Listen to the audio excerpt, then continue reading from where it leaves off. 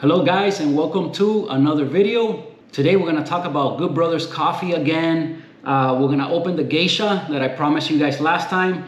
It's my very first time trying Gesha Coffee. We'll talk a little bit about that and what's interesting about it. We're going to try to dial it in as espresso. We're also going to make a pour over. So we're going to get right into the subject of the video. If not, some people start getting mad. But the video will be probably is going to end up kind of long. So Jesse, if you like these long videos, man, hold on to your hat. So we do have quite a few things to talk about. We're gonna talk about the next video. We're gonna talk about the Instagram situation. I think the video might end up getting kind of long, but we're gonna get right into the subject, brew the coffee, talk about the coffee, and then we'll sit around and chit chat like we always do. We're gonna try to keep the format kind of the same all the time. Whatever the title of the video is, we'll get right into it.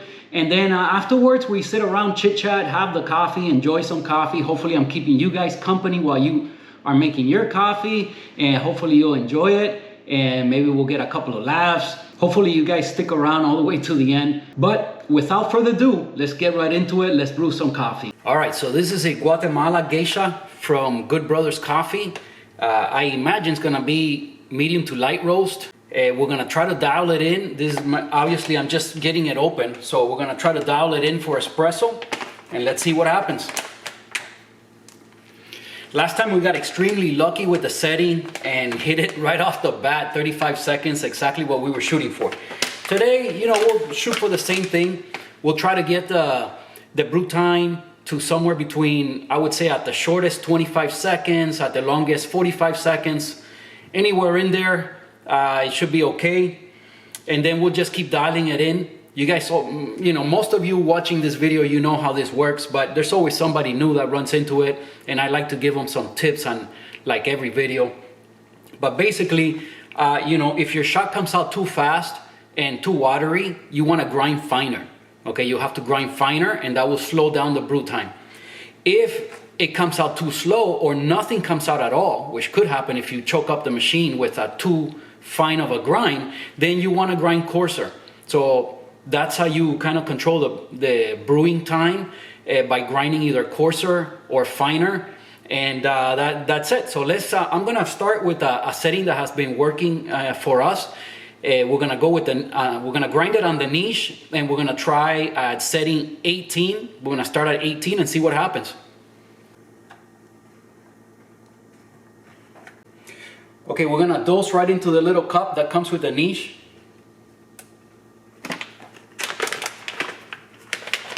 We're gonna dose out 18 grams.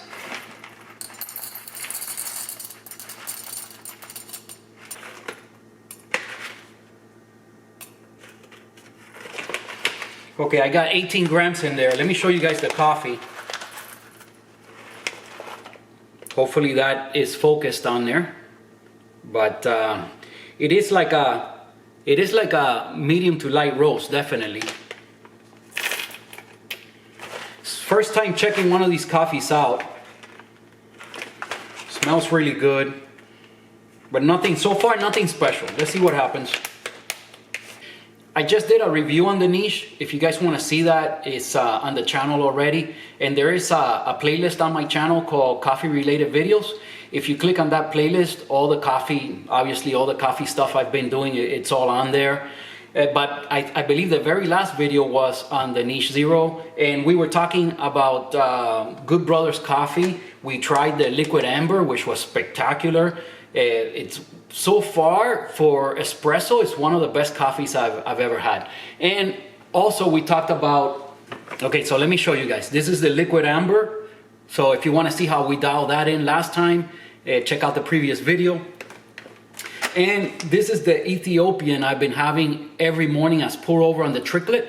This coffee is excellent. I highly recommend it. It's a medium to light roast. Some citrus on it, and I would say it's a fruitier type of citrus flavor. Kind of like, when the fruit is not fully ripe and it's a little bit tart, and you have a little bit of that acidity left in the fruit, but still with the sweetness, it's still fruity. It's not like citrusy, That's another kind of flavor note in coffee.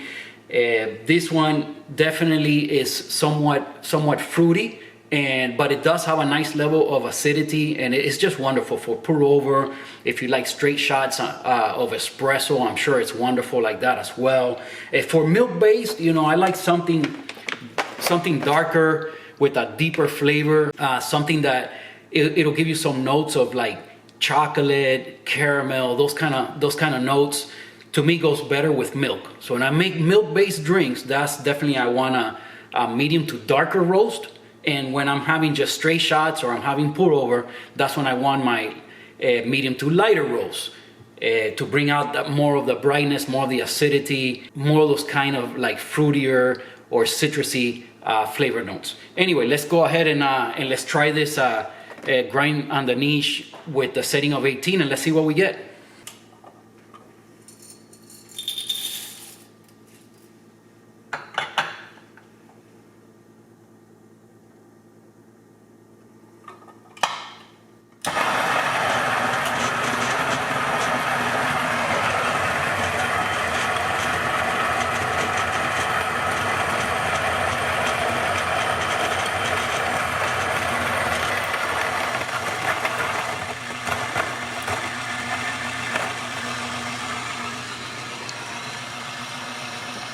Okay, when I dosed it, it was 18.1.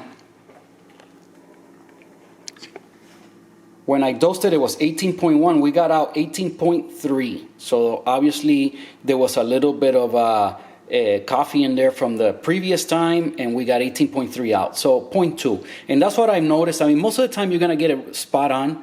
You're gonna go with 18 in, and you're gonna get 18 out. But, well, it just dropped to 18.2. So we're somewhere in between 18.2 and 18.3. So, I don't know, maybe 0.1 of a gram or 0.2 of a gram. That's pretty much the story with the niche. I mean, it's a zero retention. Well, you do have a little bit of exchange from the previous time. It might, you know, hold back 0.1 or give you 0.1 extra, something like that. But it's extremely, extremely low retention. You're going to be happy with this grinder regardless. All right, so here we go. You know, something I forgot to mention on the previous videos. By the way, I have also on the channel, there's a review of my coffee scales on the channel if you want to see that. I have two of them. This one is just for pulling the shots, you'll see in a second. But yeah, something I had forgotten to talk about before is that on the video, it looks like it's very hard to read the numbers.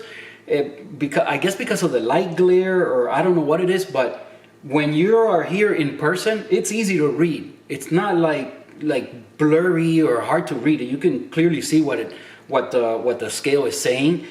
I think if you get the black one it lights up in blue, and I believe that one's a lot easier to read. But it's not like this one is difficult. You can clearly see what's going on here, and you can read it, no problem. All right, so let's go ahead and set up the portafilter.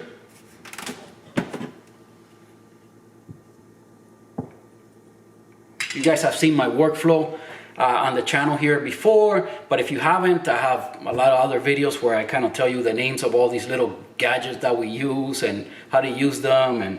But reach out if you have any question about anything you see here, you see me make any kind of mistake. You know, we're always learning together. So become part of our little community here. Subscribe to the channel and comment below if you see me make some kind of mistake or I said something wrong. Go ahead, comment below, let me know. We can learn together here.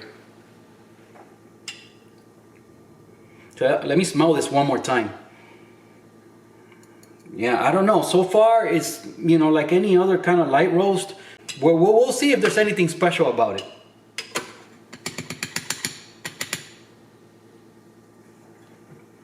Well, another thing, I told you guys last time about the static on the Niche Zero. I don't know, you know, I am in Miami, it's very humid here, but you know, obviously the AC is always on in the house, and there's very low humidity inside the house.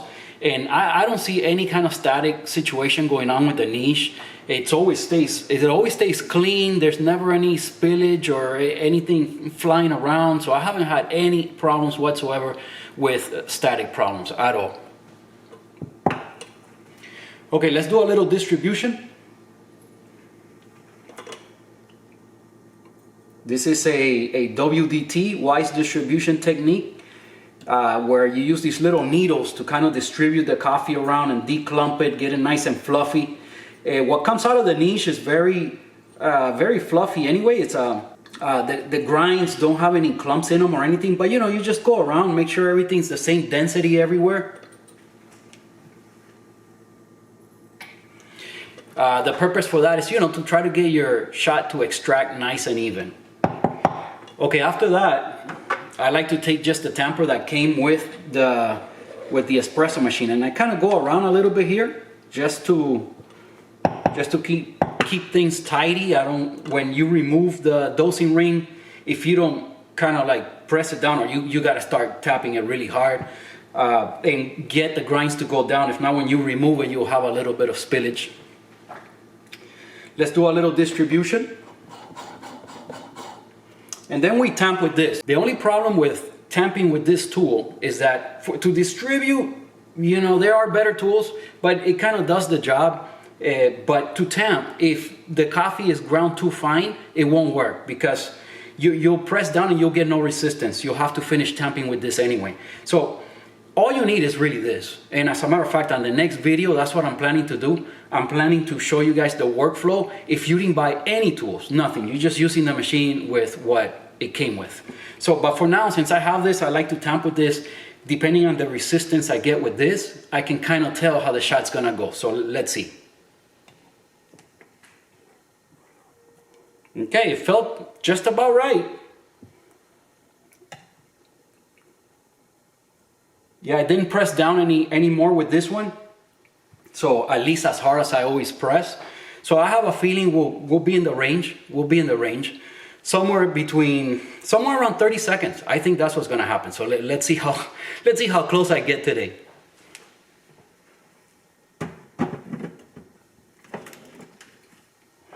By the way, the machine is already warmed up. I've had it on for a little while, and no matter which machine, you can pull shots on this pretty much right away.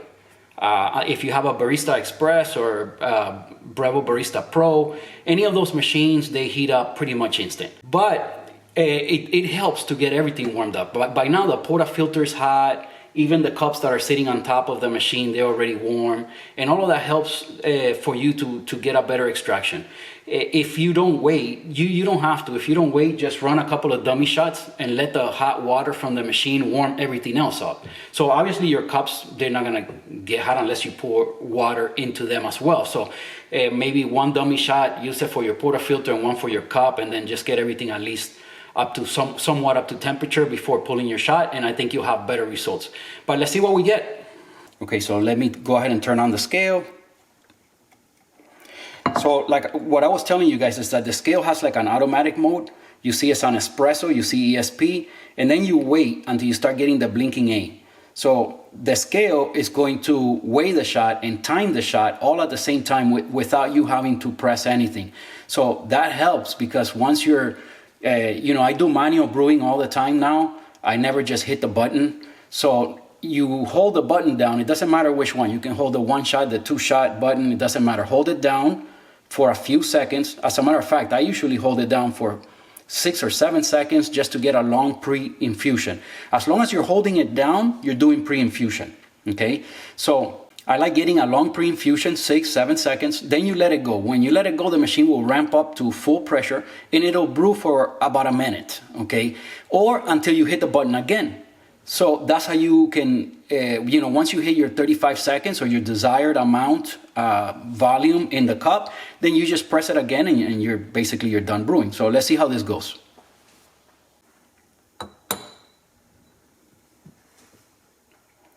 At first it weighs, but then it tears out. Okay, we're doing pre-infusion. I'm holding it down. Then when I let it go, it's gonna start brewing. Let's see, unless the machine chokes up because it's too fine. And I didn't think that. Man, we're getting very little. We're starting off slow, but let's see what happens here. Sometimes when this happens, the scale's gonna stop timing because it thinks it ended, because it's just going too slow. Well, in this case, it didn't do that, and it's speeding up a little bit. That's kind of normal. Well, we're not gonna be too far off. Maybe I'll be right after all. Well, it is gonna be a long shot because we're almost up to 30 seconds now. And we still, oh, I like to do a 1-to-3 ratio. That means I stop it when it hits 54 grams. At 54 grams, that's where I'm gonna stop it. Actually, try to press the button at around 50 because it always drips some more after. Okay, right there. You see it's still dripping a little bit. All right, so we ended up with 50 grams, 46-second shot. So we're just barely over the longest kind of extraction. So that means we're a little bit fine. We could grind just a little bit coarser. Maybe we'll get better results. But with some coffees, I like the long extraction, especially with the dark roast. But this being a medium to light, let's taste it and let's see how it is. All right, so my very first time trying Gesha coffee. Let's see how it is. Smells good, but again, I'm not like one of these experts that they'll smell it and say they're getting a hint of whatever kind of flour or, you know, to me it smells like coffee, man. Also, I got these little, a lot of people ask me about the glasses. They are very cool. Maybe I'll make a video specific to the glasses and stuff, but these glasses are from Kroof. This is the Propel glasses. They have like some little, I don't know what you would want to call them, but there's some little things inside. Maybe I'll show you guys on a picture later. But it's made so that you can stir it. I'm sorry, you could just swirl it like this. You don't have to stir it with a spoon. And those little winglets inside, they kind of help you stir the coffee around. So that's the point of it. All right, cheers. If you're making coffee right now, enjoy it. I'm glad I'm here to keep you company. I really enjoy doing these videos and talking to you guys. And there's a lot to talk about, so we'll get to that in a minute. Let's try this Gesha from Good Brothers. Let's see how it is.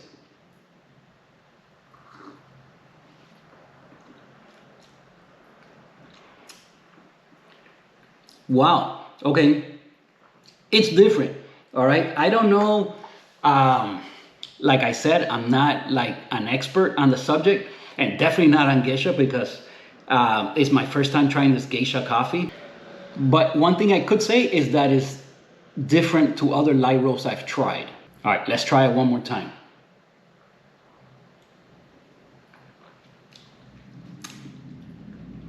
Definitely, there's a particular flavor here. I'm not sure what it is, but there's definitely something different. There is acidity, obviously, whenever, I mean, at least in my experience, all the light roasts that I have tried, a straight shot of espressos, you could always taste the acidity no matter what. Even if you make it as pour over, then the acidity comes out even more, or at least in my experience. Some people that are not used to like coffee talk, you might hear acidity and you might like, wow, I don't want that in my coffee.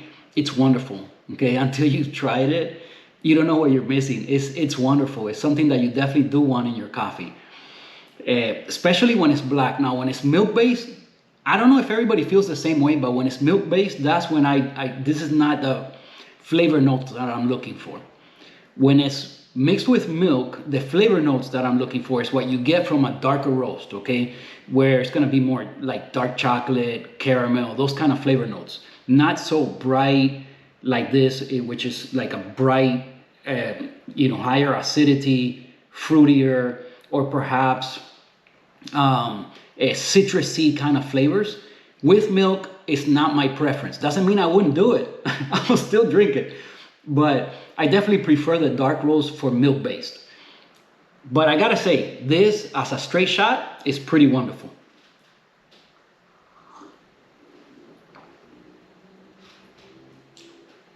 And there's definitely a particular flavor. Let me see what the flavor notes are again. Now again, I've told you guys before, when it comes to these flavor notes, I don't know how they do it, man. To me, it's either like citrusy or fruity, or definitely taste the acidity. Or then the darker roasts, which they always tend to be sweeter, definitely less acidity or no acidity at all. And the flavor notes are always tend to be like chocolate, maybe like a woodier, like some kind of caramel or like burnt sugar flavors. That's what you always kind of end up getting.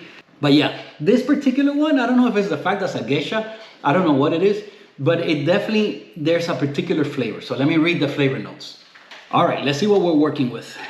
Okay, so Guatemala Gesha. And by the way, you see here on the bag, it says Gesha. Now, I said I was gonna talk a little bit about the background of this coffee. But let me tell you the flavor notes. It says white honey, raspberry, and rose petals. I don't know if I get any of that, but I do. There is a particular flavor. I'll tell you that much. This is different than some of the other light roasts I've had. This one has a particular flavor to it. Let me stir it up. Sometimes as it cools, you might get a little bit more of something. I remember, I think last time I tried a straight shot like this with you guys, right at the end, I got like this hit of honey. I was like, wow, okay, that wasn't expecting that. And it only happened as the coffee cooled down. But by now, you know, it's already getting cold. So let's see.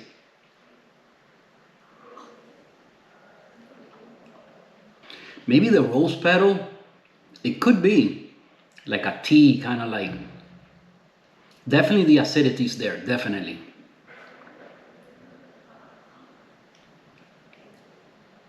Maybe definitely that rose petal. You know, your palate kind of gets better and better as you go and you taste all the different coffees. And I do see myself enjoying just the regular, I mean, it's just, you know, I talked to you guys on a previous video about specialty coffee, whether it was worth it. You could definitely make good coffee with just regular store-bought coffees. You know, there are some pretty nice coffees out there, just regular store-bought. But there's something to say about specialty coffee. It is a little bit more special. I don't know how else to say it. Definitely. There are flavors here on this cup that I don't think I've had before. This is a little bit different, definitely.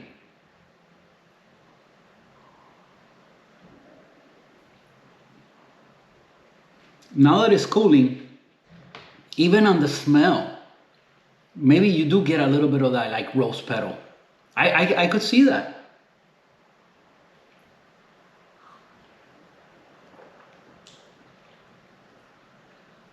Wow, you know, there's no need to make another shot. This came out wonderful.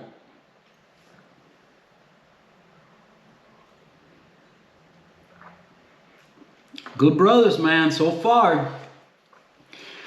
I'm gonna definitely be ordering from you guys again. Good Brothers Coffee so far was a great experience.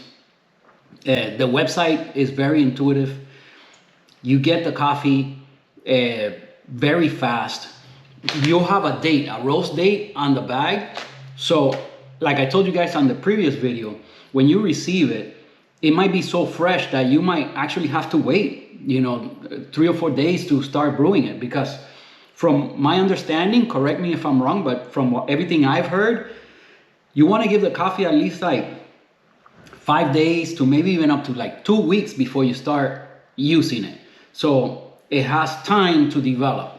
Okay, so these coffees, you might get it so quick that you might actually have to wait a few days. But in this situation, I pretty much started brewing. I started brewing that Ethiopian pretty much right away. I've been enjoying it. I still have a little bit left. So now I'm gonna start making the geisha in the mornings as my pour over. And I still have some of that liquid amber left for making milk-based drinks. Now I have this one open, the Guatemala Gesha, so I'll be making pour overs with this one as well. And we have one more to open. We have the one that had let me get it. We still have the Indonesian, it's Indonesia Java. Wow, I don't even know what that word is. Guys, I'm sorry. See if you could read it there. Somebody comment below, what is that? I don't know how to say that, so I'm not gonna even try. But I still have this one, it's not open. On the next video, we'll open this one. Let's see if I can make the other ones last. So I don't have to open this one. And if not, we'll at least try it. But I plan on making another video next weekend. So, you know, this one should still be new and we'll open it together and try it just like we did today. But this is the one that the flavor notes are bubblegum, grape, and lemon. I can't wait to taste this. But this, I'm pleasantly surprised. It does have a distinct flavor. Now, don't expect to buy this and to be something other than coffee, okay? It's coffee. It's gonna taste like coffee. But again, there is if you've had already enough light roast, you will see where this has a little bit of a different take, a little bit different flavor. You're still gonna get, you know, it is a medium to light, so you're definitely gonna get some brightness, some acidity, and it's just great. I loved it. Now we're gonna make a pour over with it. We'll keep chit-chatting. I'm telling you guys, I gotta tell you about, well, the very next video I just told you that I want to do like a workflow with just the included tools that come on the infuser or on your Breville Barista Express, your Breville Barista Pro. They're all pretty much the same except for the grinder, but I have the Breville Smart Grinder. We'll talk towards the end of this video, we'll talk a little bit more as to a lot of things going on. I want to tell you guys about the Instagram situation and a few other things. We'll have a little bit of fun here in a little bit, but let's go ahead and do a brew on the tricklet and try the Gesha coffee on the tricklet and see how it goes for pour over. Now I said I would tell you guys a little bit more of the research that I did as to Gesha coffee or Gesha. My understanding is that you can write it or say it either way. You can say Gesha or you can say Gesha. You'll find it both ways. And from the research I did, basically, you know, my understanding is, comment below if you know otherwise, but pretty much all coffee comes from Africa, and especially from the Ethiopia region of Africa. There is a region in Ethiopia that is called Gesha, and that's where this coffee was first believed to have been found, in the Gesha region of Ethiopia. Okay, and after that, they, just like all the other coffees or varieties of coffees that they found in Africa, they started to, you know, take the seeds or the plants and propagate them all over the world. And now you have coffee that's grown, you know, pretty much everywhere. Now, Gesha specifically ended up in Panama, and when they grew it in Panama, it became, you know, again, you know, there's a lot into the whole story, but somehow they popularized the coffee. Okay, people tried it and they were like, wow, you know, this is different. There's something about this, and it became very sought after. It's one of the most expensive varieties. As far as I know, coffee there's two species of coffee. Okay, there's Arabica and Robusta. So you got Arabica and Robusta, the two species of coffee, and within the two species, there's a bunch of varieties. There's a lot of different varieties of Arabica, a bunch of different varieties of Robusta, and sometimes people blend the two together to create different flavor profiles or to get the coffee to have more crema and certain things like that. That's what roasters do. They will try all these different varieties and they'll keep it either a single origin coffees or they'll do a blend to bring out something in the coffee. So let's go ahead. That's a little bit of background, at least of the little bit of research that I did on Gesha or Gesha coffee. Comment below if you've tried it. Let me know what you thought. Let me know if you found it to be a little bit different as a light roast. Anyway, it was wonderful. Let's go ahead and do a pour over before people start getting mad at me and I'm chit-chatting too much. After that, then we'll just chit-chat. Whoever wants to stick around to the end of this video, I don't know how you guys do it, listening to me talk here for 35, 40 minutes about coffee. You know, my wife thinks I'm crazy. Anyway, let's go ahead and do a pour over. All right, guys, so I'm recording one more clip. I'm gonna add it to this video. If you're watching part one, this will be the last clip on the video. If you're watching part two, this is the very first clip of the second video. But I'm gonna split this up into espresso and into the pour over part of it because, man, Jesse, I outdid myself. I went over an hour. That's a bit too much, man. It's overwhelming. So I just finished editing the whole thing. So I am gonna post both. So if you wanna see both, I'm not gonna disappoint you. Just watch back-to-back videos, okay? But if not, you can watch part one and then maybe watch part two another day. Subscribe to the channel, give the video a like. And but I will post both of them. I just finished editing the whole thing. I'll split it up. I'll add this clip and I'll post them both to the channel. They will both be on the playlist, coffee related videos. So thank you for watching, guys, and I'll see you. Well, if this is part 2, then keep watching and you'll see the rest of the video. If it's part 1, I'll see you on the next one.